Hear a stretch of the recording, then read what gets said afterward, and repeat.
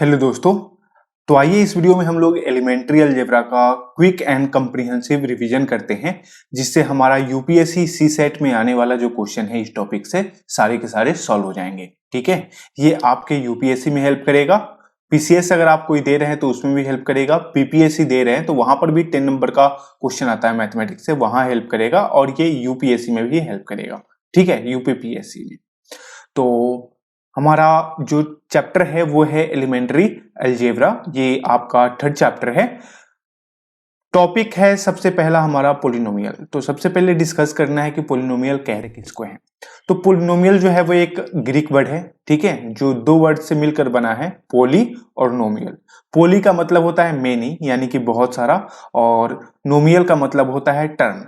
ठीक है, तो बहुत सारा टर्म से मिलकर जो बना है वो बना है पोलिनोमियल। इसकी स्टैंडर्ड फॉर्म की बात करें तो स्टैंडर्ड फॉर्म को लिखने के लिए इसको ऐसे लिखते हैं, एफ ऑफ एक्स, ठीक है, इज इक्वल टू ये ए जीरो और प्लस यहाँ पे ए वन एक्स, यहाँ पे इसका पावर आप वन कह सकते हैं, plus a two x two, और इस तरीके से बढ़ते चले जाएंगे एन टाइम्स तक, ए एन और एक्स एन। यहाँ पे जो ये ऊपर चीज दिया हुआ है ना, इसको कहते हैं पावर या डिग्री। क्योंकि कई बार यूपीएससी एग्जाम में ऐसा क्वेश्चन भी आया है कि एक पोलिनोमियल दे दिया गया है और उसका डिग्री पूछ लिया गया है कि इसका कितने डिग्री का पोलिनोमियल है, तो ये आपको पता होना चाहिए। और ये एक्स और कांस्टेंट दोनों टर्म है, तो जो ये a1 है ना, इसको कहते हैं कि ये कोफिशिएंट है किसका, x का। यहाँ पे a2 जो है वो कोफिशिएंट है किसका, एक्स स्क्वायर का। यहाँ पे an कोफिशिएंट है किसका, a का पावर n का। और यहाँ पे जो x वाला टर्म है वो है वेरिएबल, ये x में हो सकता है, y में हो सकता है। एग्जाम्पल से समझते हैं इसको। दोस्तों, यूपीएससी प्री एग्जाम को अब केवल 2.5 महीनों से भी कम का दिन बचा हुआ है, तो ऐसे में आपकी तैयारी जो है वो प्रीलिम्स फोकस होना चाहिए, और इसके साथ साथ आपको प्रीलिम्स के लिए जीएस और सी सेट के लिए टेस्ट सीरीज भी देना चाहिए। अनअकैडमी लेकर आया है आपके लिए प्रीलिम्स और सी सेट के लिए, यानी जीएस और सी सेट के लिए टेस्ट सीरीज। ये टारगेट करता है 2022 और 2023 प्रीलिम्स को। यहाँ पे दो तरीके के आपके सब्सक्रिप्शन है, एक 6 मंथ के लिए है और दूसरा जो है वो आपके 12 मंथ्स के लिए है। अगर आप 2022 को टारगेट कर रहे हैं तो आप ये कोर्स को सब्सक्राइब कर सकते हैं, अगर आप दोनों को टारगेट कर रहे हैं तो आप ये कोर्स को सब्सक्राइब कर सकते हैं। अगर आप पहले वाला कोर्स को सब्सक्राइब करते हैं, अगर आप 2022 को टारगेट करते हैं, तो ये आपको पड़ेगा 3149 का, जिसमें आपको टोटल जो है वो 28 टेस्ट मिलेंगे, जिसमें 20 टेस्ट जो है वो आपके जीएस के होंगे और 8 जो है वो आपके सी सेट के होंगे। 20 में से 16 आपका सेक्शनल वाइज टेस्ट होगा, यानी कि टॉपिक वाइज आप कह सकते हैं, और 4 जो है वो फुल लेंथ होगा। सी सेट में आपका 4 सेक्शनल होगा और 4 जो है वो फुल लेंथ टेस्ट होगा। ठीक है, और यही चीज डबल हो जाएगी जब आप 1 ईयर के लिए सब्सक्रिप्शन लेंगे, तो प्राइस इसकी पड़ेगी 4409। ठीक है, 50,000 से अधिक स्टूडेंट जो है वो ऑलरेडी इनरोल कर चुके हैं और उन्होंने ये इसकी रेटिंग दी है। तो टेस्ट सीरीज बहुत ही क्वालिटी की टेस्ट सीरीज है, आप इसको ज्वाइन कर सकते हैं, लिंक जो है वो आपको डिस्क्रिप्शन में मिल जाएगा। और सब्सक्रिप्शन लेते टाइम आप इस कोड को यूज कर लीजिएगा, जिससे आपको डिस्काउंट का बेनिफिट जो है वो मिल सके। यहां देखिए, जैसे यहां पे दिया हुआ है 4x square plus 7x minus 9, यहाँ पे है 7/3x cube plus 2/3x square minus 7/3x plus 5। यहाँ पे है 4x square plus √3x plus √5 etcetera. ठीक है, इस बात को आपको ध्यान में रखना है। तो ये सभी क्या है, सभी जो है वो पोलिनोमियल के आपके एग्जाम्पल हैं, और पोलिनोमियल के अलग अलग टाइप होते हैं, तो उस टाइप को आप समझते हैं। तो सबसे पहला जो हमारा टाइप होता है वो है मोनिनोमियल। मोनिनोमियल में क्या होता है, यहाँ पे डिग्री मैटर नहीं करता है, यानी कि यहाँ पे देखेंगे तो कुछ भी डिग्री नहीं है, अनडिफाइन है, यहाँ पे देखेंगे तो आपका डिग्री 1 है, यहाँ पे देखेंगे तो आपका डिग्री 3 है। तो डिग्री से मतलब नहीं है, डिग्री कुछ भी हो सकता है, यहाँ मतलब है सिर्फ टर्म से। ये एक अलग है, एक ही टर्म का है, ये अलग है, एक ही टर्म का है, ये भी एक ही टर्म का है, यानी कि एक टर्म का हो तो हम उसको कहेंगे क्या, मोनोमियल। हमने पढ़ा ना कि पोली प्लस नोमियल से मिलके बना है। ठीक है, और पोली का मतलब होता है मेनी और नोमियल का मतलब होता है टर्म। ठीक है, तो यहाँ पे ये हम टर्म काउंट कर रहे हैं मोनिनोमियल के लिए। बाइनोमियल के लिए क्या, फिर डिग्री नहीं देखेंगे कि डिग्री क्या है, यहाँ पे तो 1 है इसका, यहाँ पे आपका 2 है, यहाँ पे भी 2 है, लेकिन डिग्री से मतलब नहीं है, हमें यहाँ टर्म से मतलब है 1 2, यानी कि 2 टर्म है, 1 2 2 टर्म है, 1 2, इसका मतलब है कि ये बाइनोमियल है। ट्रिनोमियल में क्या होगा, फिर हम डिग्री को ध्यान में नहीं रखेंगे, हम टर्म काउंट करेंगे 1 2 3, तो ये ट्रिनोमियल है 1 2 3, और इस तरीके से आप बहुत सारे लिख सकते हैं। तो ये हो गया मोनोमियल, बाइनोमियल और ट्रिनोमियल। अगर वीडियो आपको स्लो लग रहा होगा ना, तो यूट्यूब में ऑप्शन होता है, आप इसको 1.5 या फिर 2 पॉइंट स्पीड पर भी सुन सकते हैं, जिससे और भी कम टाइम में आपको सारी कंसेप्ट जो है वो समझ में आ जाए। फिर यहाँ पे बात करते हैं डिग्री की। तो चलिए, डिग्री क्या होता है, तो जो भी पोलिनोमियल आपका दिया हुआ है उसमें देखिए कि सबसे ज्यादा पावर किसका है, यहाँ 1 है 2 है 3 है, तो जो हाईएस्ट पावर है ना वही आपका डिग्री कहलाएगा, तो यहाँ पे डिग्री हो जाएगा 3। इस पोलिनोमियल में सबसे हाईएस्ट पावर 2 है, इसलिए इसका डिग्री जो है वो 2 हो जाएगा। तो जो भी पोलिनोमियल दिया होगा उसमें आप सबसे हाईएस्ट पावर खोज लीजिएगा कि कौन सा है, वही उसका डिग्री हो जाएगा। बहुत ही आसान कंसेप्ट है। जीरो पोलिनोमियल क्या है इसको समझ लीजिए। तो ये यहाँ पे 8 और यहाँ पे -5/2, इसको कहते हैं जीरो पोलिनोमियल। क्यों? क्योंकि इसी 8 को हम ऐसे लिख सकते हैं x का पावर 0। तो 8 मल्टीप्लाई किसी भी नंबर का पावर 0 हो या वेरिएबल का पावर 0 हो तो उसका वैल्यू 1 होता है। तो यहाँ पे ये 8, यहाँ पे क्या है 0, तो इसलिए इसको कहते हैं कि ये जीरो पोलिनोमियल है। एक कंसेप्ट है जो इससे रिलेटेड एग्जामिनेशन में आ सकता है, वो ये है कि degree of zero polynomial is not defined. ठीक है, नॉट डिफाइंड आंसर आ जाएगा। जवाब ये आ जाएगा कि बताओ जीरो ऑफ पोलिनोमियल जो है उसकी डिग्री क्या होती है। अब आपको दे देगा 1 0 2 और नॉट डिफाइन या अनडिफाइंड, तो आपको क्या टिक करना है, आपको टिक करना है नॉट डिफाइन या अनडिफाइंड। ठीक है, ये क्वेश्चन इंपॉर्टेंट है, याद रखना। उसके बाद जो सेकंड है वो है हमारा लीनियर पोलिनोमियल। हमने मोनोमियल, बाइनोमियल और ट्रिनोमियल में क्या देखा, हमने सिर्फ उसके टर्म देखे। यहाँ पे हम उसके टर्म नहीं देखेंगे, हम इसके जो है वो क्या देखेंगे, डिग्री देखेंगे। तो ये देखो ax प्लस बी, ये इसका स्टैंडर्ड फॉर्म है, और हमेशा x वाला जो कोफिशिएंट होगा ना, जैसे कि ये, वो 0 के बराबर नहीं होना चाहिए। नहीं तो 0 के बराबर हो गया तो किस्सा ही खत्म हो गया। एग्जाम्पल के तौर पे 3x - 7, तो यहाँ पे इसका डिग्री कितना है 1। ठीक है, तो ये हो गया लीनियर। क्वाड्रेटिक में डिग्री कितना होगा 2, क्यूबिक में डिग्री कितना होगा 3। इसके टर्म से मतलब नहीं है, ठीक है, टर्म कुछ भी हो सकता है। यहाँ पे इसका स्टैंडर्ड फॉर्म है ax² + bx + c, a 0 के बराबर नहीं होगा, और ये उसका उदाहरण है। उसी तरीके से ये इसका स्टैंडर्ड फॉर्म है, और ये जो है वो इसका एग्जाम्पल है। बाई क्वाड्रेटिक की बात करें तो यहाँ पे ये इसका जो है वो स्टैंडर्ड फॉर्म है, और ये इसका उदाहरण है। यहाँ पे सबसे ज्यादा पावर किसका है, तो यहाँ है 4, तो इसकी डिग्री हुई 4। ठीक है, जीरो पोलिनोमियल की बात करें तो सिमिलरली उसी तरीके से आपको निकालना है कि कौन सी वैल्यू पे जो है वो ये पूरी पोलिनोमियल की जो वैल्यू है वो 0 आ जाएगी। तो फॉर एग्जांपल यहाँ पे दिया हुआ है x = 1 is a root of the polynomial this, यानी कि दिया हुआ है क्या, ये पोलिनोमियल दिया हुआ है, इसका एक रूट जो है वो दिया हुआ है।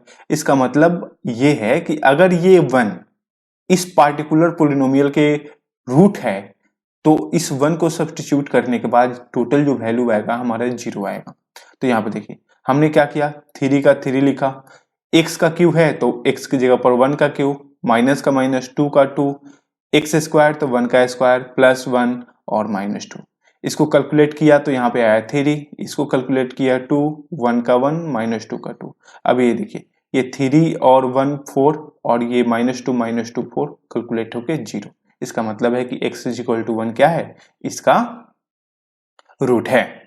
अब एक इंपॉर्टेंट कंसेप्ट आता है रिमाइंडर थ्योरम। रिमाइंडर थ्योरम क्या कहता है, इस क्वेश्चन के माध्यम से समझिए। कह रहा है फाइंड द रिमाइंडर व्हेन ये पोलिनोमियल दिया हुआ है इज डिवाइडेड बाई x - 2। कह रहा है कि अगर ये पोलिनोमियल x - 2 से डिवाइडेड है तो इसका आपको रिमाइंडर फाइंड करना है। इस तरीके के क्वेश्चन यूपीएससी में धड़ल्ले से आते हैं। ठीक है, तो यहाँ पे ऑप्शन है 8 9 10 12, सॉल्व करिए, देखिए क्या आता है। तो मान लीजिए कि ये जो दिया हुआ है ना इसके बराबर में 0, तो -2 जो है वो इक्वल के उस पर जाके +2 हो जाएगा। ठीक है, अब यहाँ पे क्या करिए कि जहां जहां x है वहां वहां 2 डाल दीजिए। तो यहाँ पे देखिए ये x का क्यूब था तो हमने 2 का क्यूब किया, -13, x² 2 का स्क्वायर 17, यहाँ पे केवल x है तो 2, और यहाँ 10 तो 10। अब 2 को 3 टाइम्स मल्टीप्लाई करिएगा तो ये 8 आएगा, 2 को 2 टाइम्स 4 आएगा, और 2 का तो 17 में मल्टीप्लाई करिएगा 34 आएगा, 10 का 10, 8 2 जा यहाँ पे 16 हो जाएगा, ये 13 4 जा 52 हो जाएगा, और इसको ऐड करिएगा तो 40 हो जाएगा। इसको जोड़िएगा तो यहाँ पे 60 आ जाएगा, और 52 घटा लीजिएगा आ जाएगा 8। तो यहाँ आपके ऑप्शन में क्या है 8, तो ये आपके आंसर हो गए। ठीक है, इसी से रिलेटेड एक और कंसेप्ट है जो कि फैक्टर थ्योरम का है, इसको भी लगे हाथ समझ लेते हैं। फैक्टर थ्योरम क्या कहता है, इस क्वेश्चन के माध्यम से समझिए। कह रहा है कि हमें दिखाना है कि x+2 जो है वो फैक्टर है किसका, इसका। ठीक है, वहां पे क्या पूछ रहा था, वहां पे पूछ रहा है कि डिवाइडेड है उससे, तो हमें रूट निकाल। अब यहाँ पे क्या कह रहा है कि ये फैक्टर है, सिमिलर प्रोसेस है, आप इसके बराबर में 0 मानिए, x का वैल्यू आ गया -2 जो है वो सब्सटीट्यूट कर दीजिए। तो यहाँ पे देखिए x स्क्वायर है -2 का स्क्वायर प्लस 4 है, तो 4x का वैल्यू -2 प्लस 4 का 4, 2 को 2 बार गुना करिएगा 4, -2 बार गुना हो जाएगा, प्लस में हो जाएगा तो 4, यहाँ पे प्लस माइनस माइनस आएगा, 4 दूना 8 और प्लस 4, तो देखिए 4 4 8 हो गया, -8 0 आ गया। इसका मतलब है कि x+2 जो है वो फैक्टर है किसका, fx का, यानी कि पॉलिनोमियल का। अब कुछ इंपॉर्टेंट फॉर्मूला हैं जो आपके एग्जामिनेशन में बहुत मदद करने वाले हैं, जैसे a+b का होल स्क्वायर, ये फॉर्मूला याद कर लीजिए। इस फॉर्मूला को आप नोट डाउन कर लीजिए और कोशिश करिएगा इसको याद करने का। इसको प्रूफ भी किया जा सकता है, लेकिन उतना स्कोप नहीं बनता है इसको प्रूफ करने का सीसेट वाले पेपर में। अगर आपका मैथमेटिक्स ऑप्शनल होता तो वहां पे हम कुछ सोचते। a-b का होल स्क्वायर, ये फॉर्मूला है, a square plus b square -2ab, a square minus b square, तो a plus b a minus b. आप क्या कर सकते हैं, आप वीडियो को पॉज करके ये सारे फॉर्मूला को जो है वो आप नोट डाउन कर लीजिए।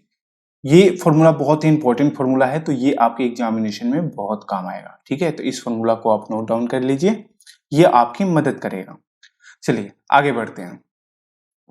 अगला जो हमारा कंसेप्ट है वो जो लीनियर इक्वेशन होता है हमारा उससे रिलेटेड है। तो यहाँ पे है हमारा 2 इक्वेशन दिया हुआ है, x + y = 7 और 3x - 2y = 11, और हमें x y की जो वैल्यू है वो फाइंड करनी है। ठीक है, तो 2 तरीका होता है, एक सब्स्टिट्यूशन मेथड होता है, दूसरा जो है वो एलिमिनेशन मेथड होता है। एक और शॉर्टकट मेथड है जिसको हम लोग क्रॉस मल्टीप्लिकेशन, अपने क्लास 10th में ये जरूर पढ़ा होगा। ठीक है, तो यहाँ पे x + y = 7 है, इसको हमने सॉल्व किया तो y को इक्वल के उस पार लाया, तो यहाँ पे हो गया 7 - y।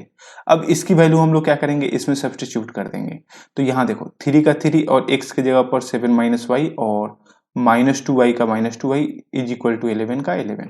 अब 3 से मल्टीप्लाई करेंगे तो ये हो जाएगा 21, 3 से y में मल्टीप्लाई करेंगे -3y। अब यहाँ देखो -3y -2y जुड़ जाएगा -5y, 21 उधर चला जाएगा तो ये घट जाएगा, 11 में से 21 गया -10। अब यहाँ पे y बचा हुआ है, अब y बचा हुआ है तो इसको क्या करेंगे, तो -5 को इस पार लाएंगे, 5 से 10 कट जाएगा, माइनस से माइनस कट जाएगा, y = 2। अब y = 2 इक्वेशन जो हमारा थर्ड है उसमें डाल देंगे यहाँ पे। अब देखो y = 2 डालेंगे तो 2 डालेंगे तो 7 में से 2 घट जाएगा, तो बचेगा कितना 5। तो वही चीज जो है वो यहाँ पे आपको लिख लिया, 7 में से 2 चला गया 5, तो x = 5 y = 2। तो ये जो है वो सब्स्टिट्यूशन मेथड है। एलिमिनेशन मेथड भी आप सॉल्व कर सकते हैं। एक और शॉर्टकट तरीका है इसको सॉल्व करने का सेम क्वेश्चन को, लेकिन यहाँ पे हम लोग क्या करेंगे कि ये जो शॉर्टकट तरीका है ये आपको ये फॉर्मूला याद रखना होगा। अगर ये फॉर्मूला याद है तो डायरेक्ट यहाँ पे वैल्यू डालिए, आपको x का वैल्यू मिल जाएगा, y का वैल्यू मिल जाएगा। लेकिन अगर आप ये फॉर्मूला भूल जाते हैं तो वो जो मेथड है ना सब्स्टिट्यूशन या एलिमिनेशन मेथड, वो कभी भी नहीं भूलेंगे। वो आपको तरीका पता है तो आप आसानी से इसको सॉल्व कर लेंगे। अब इसी से रिलेटेड कुछ कंसेप्ट है जो आपको पता होने चाहिए। इसमें क्या है, consistence of system of linear equation. ठीक है, कब कंसिस्टेंट होगा कब नहीं होगा। तो यहाँ पे ये देखिए, ये 2 हमारे पास जो है वो पॉलिनोमियल है। ठीक है, या लीनियर इक्वेशन आप कह सकते हैं। अब यहाँ पे जो a1 b2 और c2 जो है ना, c1 जो है वो हमारा कांस्टेंट होता है, लेकिन a1 और b2 जो है वो a1 x का कोफिशिएंट है और b2 y का कोफिशिएंट है और c कांस्टेंट है।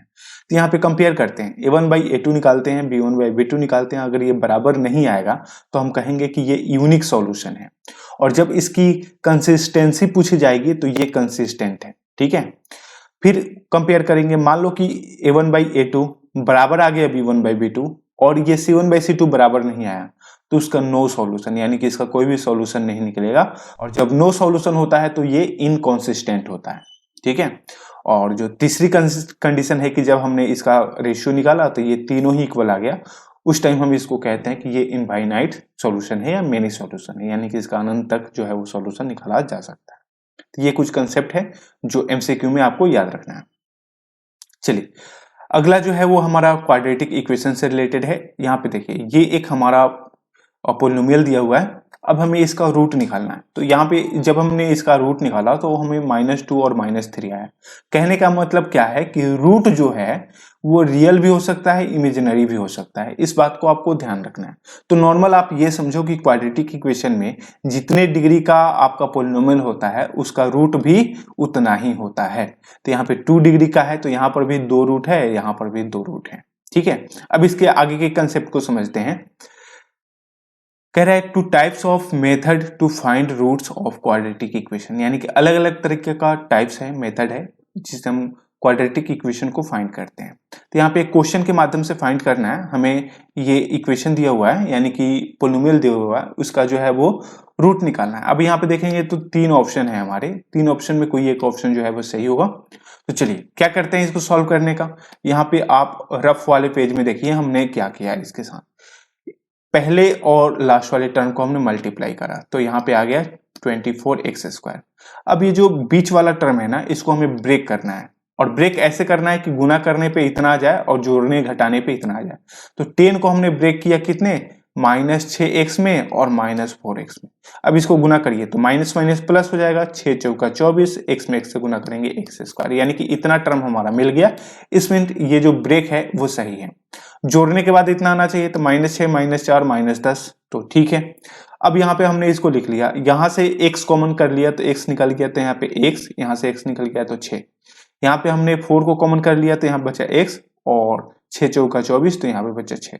यहाँ ये और ये कॉमन है तो उसको हमने कॉमन ले लिया तो बचा यहाँ पे x - 4।